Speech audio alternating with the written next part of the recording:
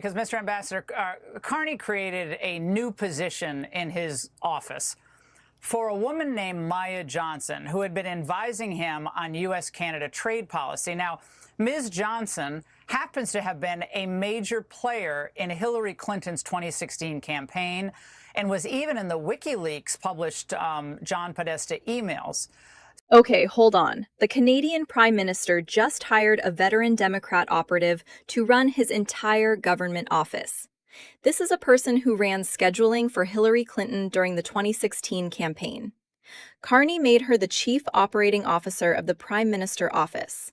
And right after she took over, Canada suddenly walked away from the negotiating table with President Trump. One. Number two, in the case of Canada, I have spoken with Secretary Bessent, with our great trade rep, Jameson Greer. The deal was basically done, except that then Prime Minister Carney started to realize this was bad politics for him. He has run on being the tough guy against Trump. Elements of the deal, which was a fair deal on all sides, started to leak out, and suddenly he sends... Notice what Ambassador Waltz just revealed there. The trade deal was already done. The terms were agreed upon. But then Carney realized that a fair deal with Donald Trump might hurt his own political brand with the radical left back home. So he blew up the agreement. He is treating the Canadian economy like a casino chip.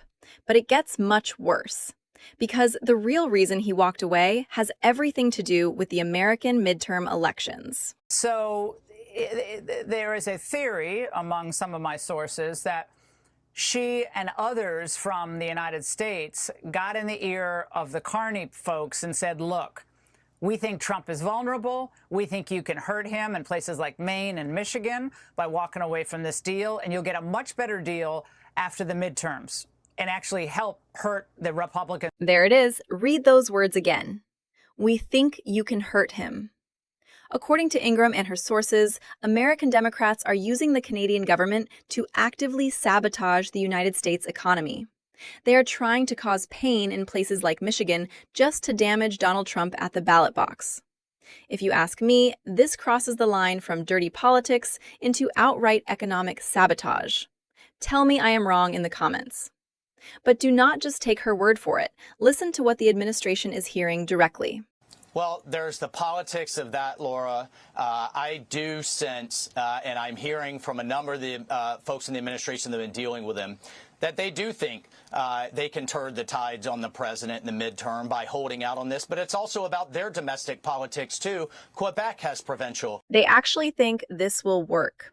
Foreign leaders and disgraced American Democrats believe they can squeeze the American worker to flip Congress. They are playing an incredibly dangerous game. President Trump has already promised to increase tariffs on vehicles and steel starting January 1st if Canada keeps this up. They are poking a bear. Elections coming. I would be very careful if I were the prime minister that he doesn't then come back to even a worse deal after this. He is absolutely right. Mark Carney is taking advice from the same political losers who got destroyed by Donald Trump in 2016. The American people elected a president who puts our workers first, not a globalist puppet who takes orders from Democrat consultants.